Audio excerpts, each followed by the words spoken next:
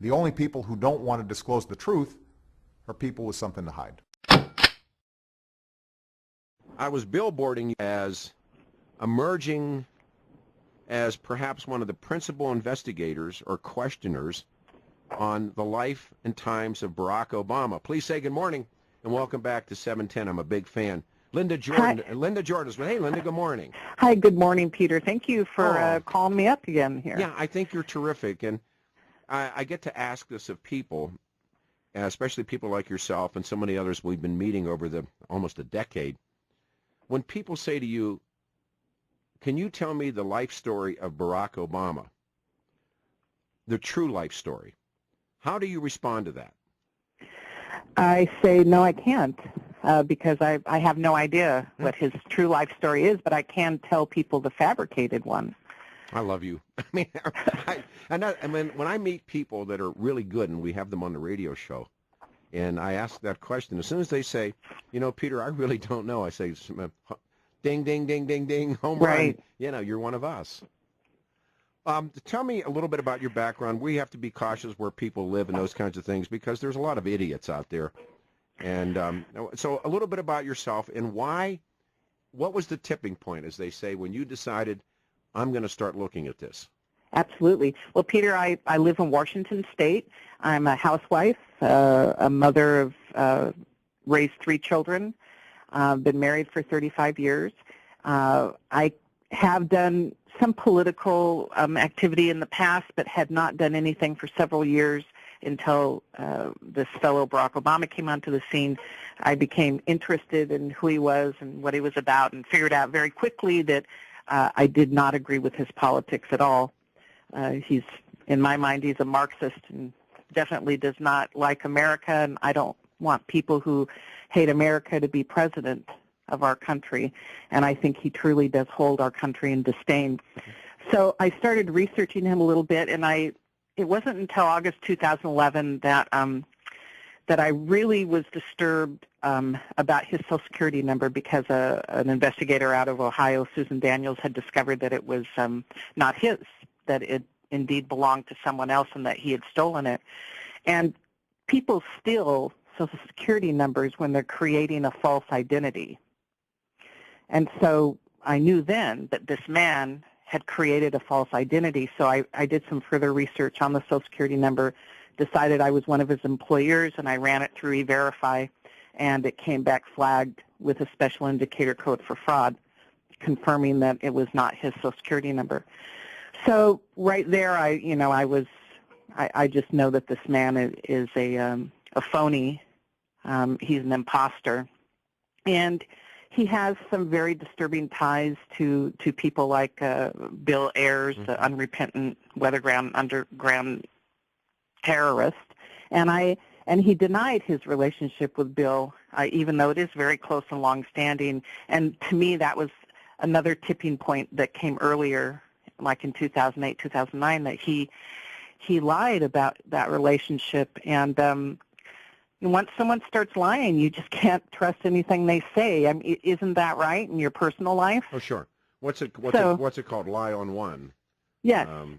Yes, which you introduced me to a while ago, and actually I used it in an article I wrote basically on Barack Obama and the fact that he truly is a pathological liar. And one thing, a fantastic foundation he laid for his lies involved his literary agent, Dystel and Goderich, back in 1991 when he wrote his bio for them to publish in their magazine, where they advertise what authors they represent, and then later it was published on their internet website. He wrote in his own biography that he was born in Kenya. Oh, yeah, sure.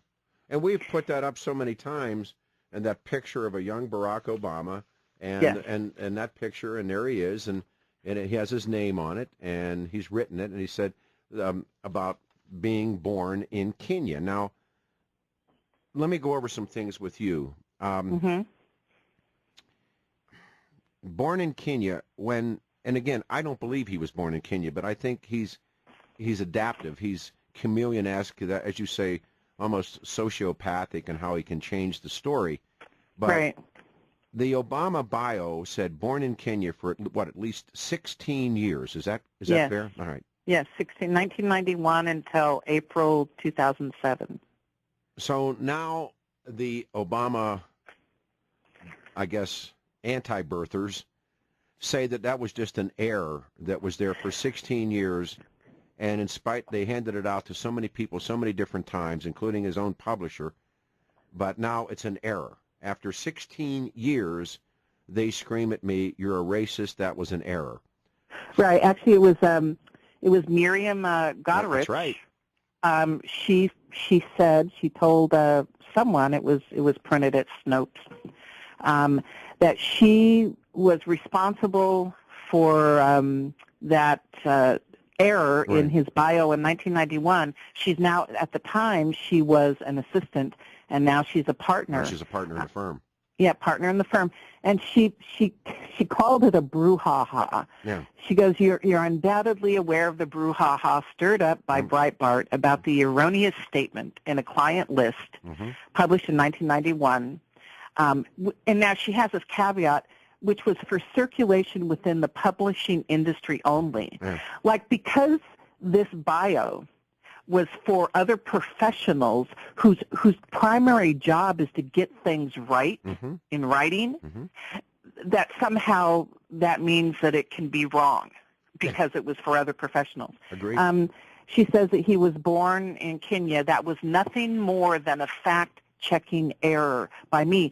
Now, Peter, who fact-checks your bio? Nobody. Nobody. I just got, I truly, I mean, I just got done writing, and I'm kind of proud I get to write this national piece.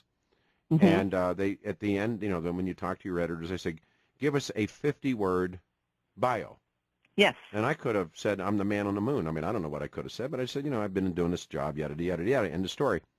So when you do that, overwhelmingly, everybody we've talked to said, now she would have not, when you think about this woman who is falling on her spear, or falling on her sword, of all the places in the world, to him to have said by mistake, born in Kenya, why Kenya? Well, she's not even saying that he said it by mistake. I know. She's saying that she put it in there But why? by mistake. Of all the countries in the world. Yes. Why would any editor make up a country? have to fabricate a birthplace? Yeah, make up and a why country. would she pick Kenya? Exactly. And, you know, you don't do that. They provide their life story to you. Now, if there's a grammatical error, if there's a spelling error, which, of course, with Obama there would have been, then, yes, you correct those. Sure. But you don't correct his life story No. because that's what he has to tell you. Exactly. And you simply, repeat what it is. Now, and when you say falling on her sword, to me that's a noble thing. You do that when you're saving someone for a noble reason. She's not doing that. No. She's lying. Well, in the world that they live in, and I really thought about this a lot. By the way, if you just joined us, I love her. Her name is Linda Jordan. We're talking about, obviously, the life of Barack Hussein Obama. And tell a friend about it right now. 710 KNUS is our website, or excuse me, is our dial position. Give them a shot. All right. But in the world that they live in, publishing business is very left of center. Booksellers are very left of center. These people are really politically correct, scared to death. If she'd have come out and said, no, he made this up, she would have been ostracized, probably found a way to fire her. She'd have been called a racist. She'd have never gotten another book out there, let alone get somebody on a radio show if that's her job. Whatever she does, she's in that business. It's like the media. She's done. And so I think, I mean, you're not on the inside, and to the degree I am. So what I'm telling you, Linda, is when she said that it was her error after 16 years, she's not doing that to protect him. She's doing that for herself, because in the universe that they live in, Hollywood is the same thing. Her goose is cooked and her reputation is shot. Well, not only for herself, but they have a business interest. Absolutely. They represented him, probably hoping to do it again as an ex-president. So there's a lot of potential money in there for her. But you know what, Peter? She better be careful, both of them, this Goderich and Jane Dystel, because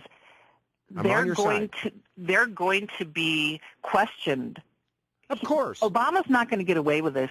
He's going to be prosecuted for using false ID and creating a false identity. You say that, And, everybody would hope, at least the reasonable people, but I'm not so sure given the climate that we live in. Remember, what she did was what they call in prize fighting, she took the price.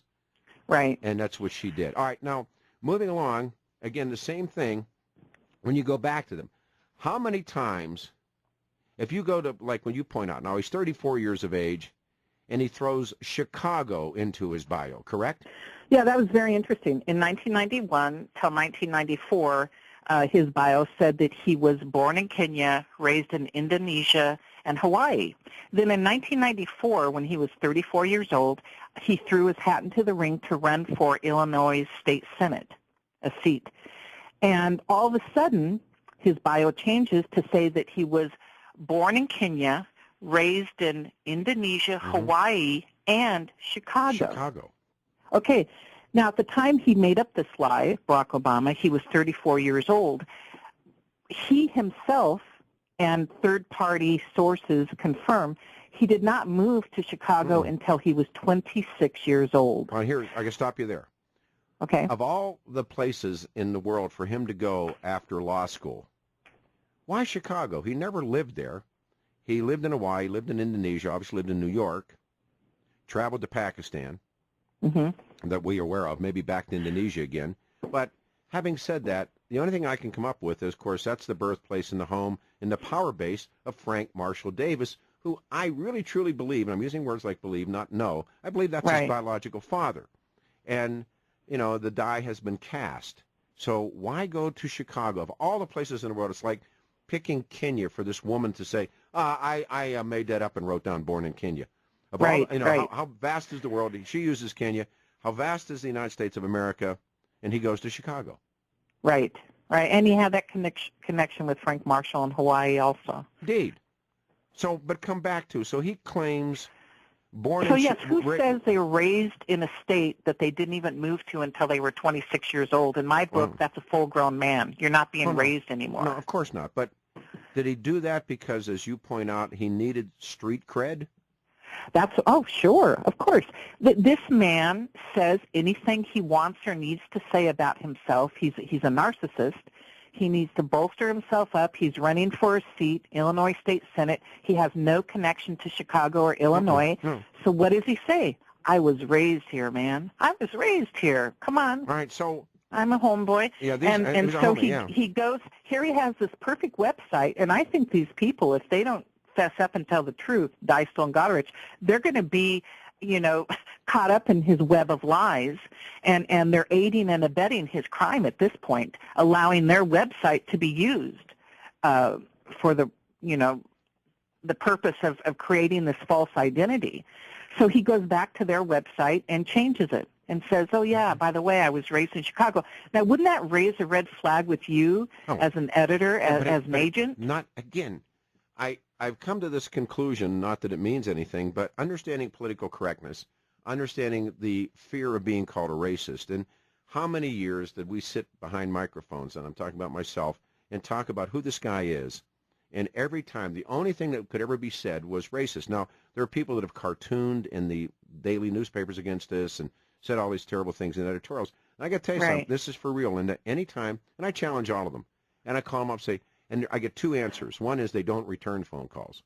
The second answer is I will not appear on your hate show, which is their way of avoiding dealing with the truth. So having said that, any of these people, and I swear to God, any of these people are so afraid, number one, of retaliation, but particularly from their friends and the insiders and stuff, that they would be a racist for asking questions. I've really been reading a lot of Doug Voigt and Paul, that I think his name is Irie, yeah. And they can prove, and I think they do it very well, 20 points of forgery on that. People on our side of the mic call it the COLB, the Certificate of Live Birth. Right. So that's a con. I mean, that's a true con, is the certificate. And by the way, folks, up on our website, we always put stuff up, 710knus.com, is that so-called birth certificate. And that was used to blunt the criticism. And remember when that hit? I remember it so well. It was mother's milk to the progressive. Here was the truth. Yes. And the thing's a scam. Yes. Absolutely. There are so many ways to prove it's a forgery. So many ways. And it was definitely used in order to ease his way back onto the ballot for the upcoming election, and to shut people up so they'd stop questioning who he was. You have a lapdog media. I mean, they didn't even examine that thing, and I was attacked by columnists here and by, oh, here's the truth now. And I remember that day we had a guy come into the studio back at Brand X, and he took the whole PDF apart. And why, you ask this question, why, when you could send something by computer instantly, I'm learning how to do some of this stuff, instantly you could have sent that from Hawaii to Washington, D.C. Why did she have to fly from Seattle to Hawaii, from Hawaii to Washington, D.C.? It took her 27 hours. She's an attorney in the law firm that, of course, represented him, to walk in the door with this crazy manufactured PDF file. Now, I'm being told now actually two things arrived. One was a white paper. And well, I don't think anybody knows what arrived. I wasn't there. I know Doug Volt wasn't there. Yeah. We weren't in the White House. We don't know what she had in her hot little hand. But we know that she didn't have, we know that what was posted was a forged PDF file. That's what we do know. Why would you waste all of that time and money if you needed to have it and do it? She had to bring a PDF file where you could send it instantly. Right. To create the story, to give it some legs, I guess. Precisely. And because now this is the second time that we have Barack Obama absolutely caught lying in connection with an election. Yeah. He did it in 1994 when he was running for Senate. He lied and said that he was raised in Chicago, and he did it again. It was only a few months before heading into the election in 2007, after he had announced he was going to run. He lied again and changed his bio on this website to say that he was born in Hawaii. So this website, this Dystel and Goderich, this literary agency, is so connected to Barack Obama's foundation of lies concerning his life story and who he is. And it's been used twice now in order to lie his way onto the ballot.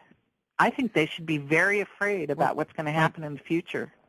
And they have his original query letter that you send. And you type into any search engine, my literary agent needs my bio, what should I write? And you're going to get about 40 million responses. Sure.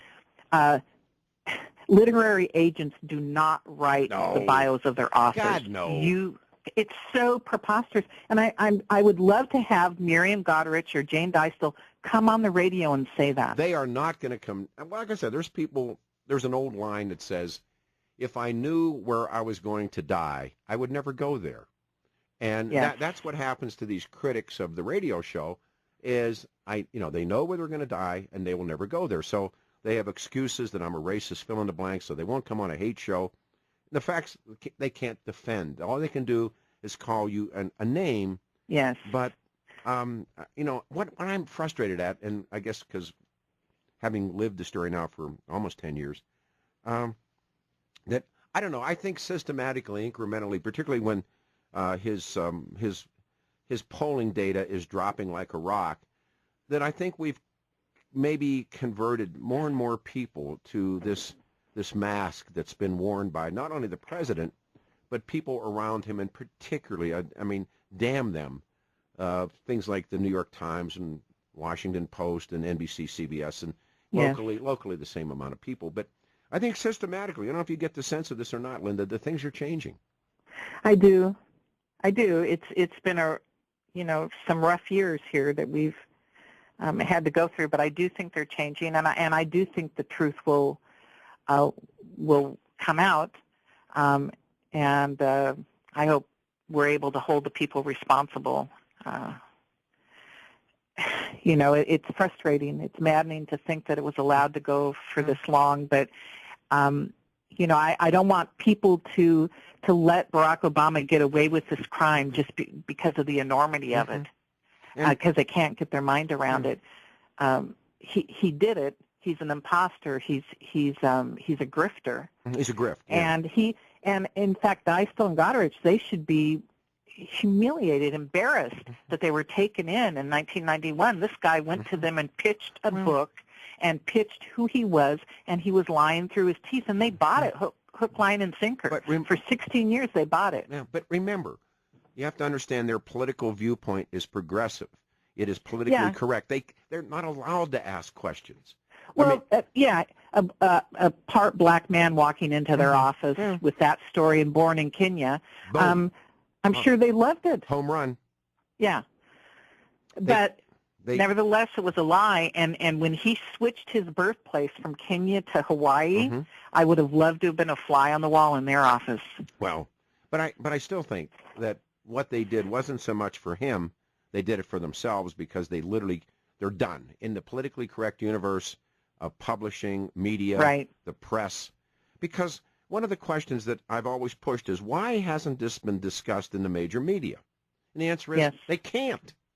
They literally are handcuffed by political correctness, the fact they did no work when the guy emerged on the scene for exactly the same reasons of political correctness. I'm reading the other night, and I don't know what it means. We're talking about the birth certificate, the drop, that they say father's birth was Kenya. Fine. But Kenya did not exist until 1963. And Kenya was, but it was called British East Africa. Right. The Brits had no business being there. Don't misunderstand me.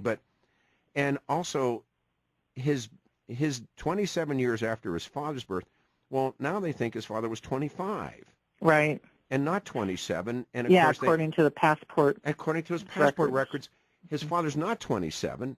He was 25, and he was nowhere around when Barack Obama was born. But having said that, or maybe it was Frank Marshall Davis. Hell, I don't know. But these guys didn't know. So they manufacture making his father 2 years older than he was, from a country that didn't exist. And I'm getting into this Doug Voigt guy pretty good. Hang on, can you give me another segment? Yeah. All right, hang on. Okay. Simple questions can't be answered. And ask yourself this question: why hasn't this been discussed in the major media? You're listening to the one and only Linda Jordan, 710 KNUS Denver's talk station. 65 will be the high today. Our guest is Linda Jordan. My understanding, I was talking to Mark Crowley, the legendary Mr. C of the morning show. Crowley said you've really done some interesting stuff on the internet predicated on interviews from this radio show. First of all, thank you, but I didn't know you had done that, so thank you so much for doing it. Oh, yes, you're welcome. My latest article was put up on birtherreport.com. It's called "Yeah, That's the Ticket." Yeah. And I document Barack Obama's lies, tracing them as far back as elementary school. And, just really hopefully give people some insight into not only the fact that I believe he's a psychopathic liar, but he's a sick person, and you can trace it back to his childhood. That's rough stuff. To say that's rough stuff. And I love the Indonesian prince and the Hawaiian prince stories. And, kids are kids. But I guess by the time he gets to Occidental, and you do speak with these people, you speak to classmates who... Well, no, this is research, and these are, I cite everything in my piece. I think there are 2 pages of citations, but this was a Chicago newspaper that spoke with people at Occidental, and there was a rumor there that he was a Hawaiian prince. And the fact that those kind of stories followed him from elementary school through college, he's the originator of those stories. That he was an Indonesian prince, he was going to be a ruler in Indonesia, he was a Hawaiian prince, and like you said, kids will be kids, but he was 11 years old when it was documented that he was telling these stories, and I've worked with children, and a 3-year-old, 5-year-old saying that, I'd laugh, but an 11-year-old, that there's a problem there. There's a part of me that feels very bad for his young life, and I'm not a sob sister, but here's a kid that he has no idea really who he is. He gets shuffled around. He's sitting on a life story that he knows isn't true. The idea, and he did it like a year ago when he told those kids he was 2.5 years of age when he went to the airport when his, quote, father took off for Harvard on an airplane, and mommy said all these, Linda, A lie. He it's can't not stop true. lying. I mean, But you know what, Peter? Listen, I've got a sob story. You know, no, we I all don't know do. who my dad. I don't know who my daddy know. is. I mean, Not look, at all. My mother had 8 kids. We have 6 different dads, and she was married 3 times. no, listen. So I've got a sob story, but I'm not going to turn my know. life I'm into something that's just I'm on your side. all about me, and I'm certainly not going to destroy my country. No, I'm on your side. I'm truly on your side. But at the same time, I could see this little kid who gets bounced from country to country. Yes, And I agree. His mother marries. She has a proclivity to marry Muslim men because she did not marry she didn't marry Barack Sr. I don't know who the hell the dad is, but let it go at that. I mean, all these great questions. So he ends up in this and for the life of me, unless it is Frank Marshall Davis writing the tuition checks, this kid is in Denver, Colorado. There's a place called Grayland Country Day, and it's I'm sure every city, every town has these very private, exclusive, expensive schools, and that's what he ends up in. Now, right. Toots, Gramps is working in a furniture store, and Toot is doing some minor banking. These people don't have that kind of dough, right? And they're living in a rental. They don't own their house. That house that they say at home, that's a rental, right? And so. And the he gets muled to to Washington when he's 2 weeks of age or 9 days of age. Right. And none of these, so I could see a little kid saying to himself, I'm really a Hawaiian prince or an Indonesian prince or a Kenyan prince. And that's important. Understand, and that's why I included it in my article, because it's important to understand how he developed his narcissism and his lying. I can also and why he did it. I mean, but now we're suffering the consequences of that. I mean, there's a moment where, we were talking about this yesterday. I forget who was on the radio show. We were talking about this. And I said, when I was like 7 or 8, I really believed, I was that someday the limo was going to pull up and my real parents were going to come and get me, Right. And, and I think every kid has some goofy thing. But the rest of it, you're absolutely right. But when he continues to run the scam, and I think he's realized at one point or another, whether it's at Occidental or his arrival at Columbia, I think it's more about getting to Occidental, where he realizes that these stories will get doors open for him. Absolutely. Yes, and they do. And when his lying wasn't enough, there were 2 other key elements. One of them that was that he would rev up his indignity, and he would play the race card. Oh, but we say now, race card, don't leave home without it. Right. So he did that very well, because there's a lot of whites in particular who feel guilty about the sins of their fathers. Well, sure. They can't get over it. But the other key element, and I think this was the element, is that he lied big. Lie big or go home. Well, the magnitude of this lie, of someone gaining access to the White House based on a fake identity and false documents, is so big no one would believe it. Well, and I think he when you're successful at something, whether it comes from hard work or actual brains or from lying, you get revved up by your success. I understand. And it makes you go bigger and bolder. And so he had a lot of years of getting away with it. But that's why the explanation for why all of his credentials have been suppressed is because what's Grace Slick saying, when the truth is found to be lies. And so all of his admission stuff at Occidental, the papers that he wrote, when he gets into Columbia, when he gets into Harvard, and this is why the Social Security number is what it is, because there's a set-aside Social Security number for people who are foreign nationals working in this country. Yes. And I think that he had one of those, and I think, it doesn't begin with the number that coordinates to a state. So he needed one when he breaks surface. Right. And that's the first time, as Voight points out, and so many people like yourself point out, we see the emergence, and that goes back to that, what's her name, Gloria, who was the first person, my mind's not working, but she took that hard look too, and she's the one, I'm going to say Gloria Allred, but I don't know if that's the right name or not. She's a liberal lawyer who represented a housekeeper who had gotten that's it. failed E-Verify. That's right. And she was arguing that Yeah. the fact that she failed E-Verify, her employers knew that she was illegal. Exactly. And so I was pointing that out. Okay, you guys, come on. Obama failed E-Verify. Gloria Allred said that means that you're illegal. And he can't pass E-Verify. Yes. And there's no question the President of the United States could not get past E-Verify. Having Right, said all and he could not sign up for Obamacare either. Oh, no, he couldn't do that either. No. But that's why I'm saying, and I think that one of the keynote books in all of this is Game Change, and principally about, the Hillary Clinton, although when they made the movie for HBO, they focused on Sarah Palin. The book is really, the book isn't, Sarah Palin plays out in the book, but it's about Hillary Clinton, and it's about, what was his name, John Edwards, and Barack Obama in Iowa. And when he wins the Iowa caucuses, he is literally shocked. They're all shocked. Hillary Clinton's been, as they say, measuring the Oval Office, measuring the drapes. I mean, she's sure she had. And this guy comes out of nowhere with a sucker punch. And John Edwards has all of the stuff that's going on with him and this other woman and all this crazy stuff. And here comes this kid, literally out who's been a U.S. senator for 159 days. That's it. Yes. And he bangs him. And now they got this story. And that story was really, remember it's the farm girl and the goat herd.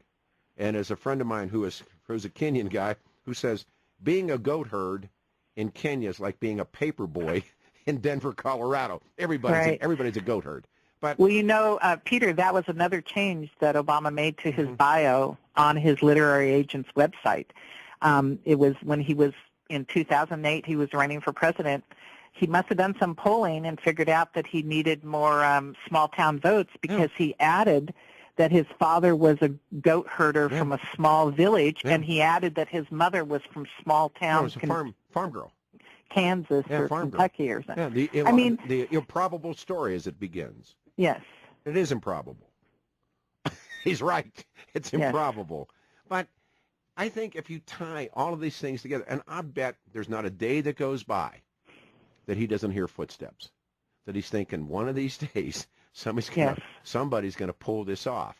And, and maybe it's, a combination of people. I'll leave you with one more thing. I'm thinking about this. We're not having much luck in having Donald Trump be a godfather for a giant meeting, although that's not to say that it won't happen. But I'm really thinking, and I have a wonderful guy that understands technology by the name of Mark Crowley, and we're talking about being able to do this virtually, where we all can speak with one another, maybe on a Saturday in a virtual, and that means that the whole world could be in on it. And I just want to keep you up to date with that. My latest brain gas has been, well, let's do it in a virtual, and I'm looking at Crowley. Crowley said it can be done. And he also looks out at me, why have you done this to me, Boyles? But I think we could do a virtual, I don't want to use town hall. I use the word symposium like they do, the academicians, the academicians do astrophysicists get together. So keep that in mind, and we can bring as many people into that. And someone suggested make it a pay-per-view, a PPV, to fund people like yourself to continue your research. That's all new ideas, kid, but I got to tell you something. We're close to, and I think everybody I've spoken to, from Voight to Corsi to Cascio to you, and all the investigators, the guys who have made movies, they're all on board. They want to do it. So we're, like I said, there's where we stand. Fair enough? Yeah, fair enough. We're going to press on. Yeah, you're terrific. Talk to you soon. Thanks for coming on the show. Thank you. Linda Jordan. The only people who don't want to disclose the truth are people with something to hide.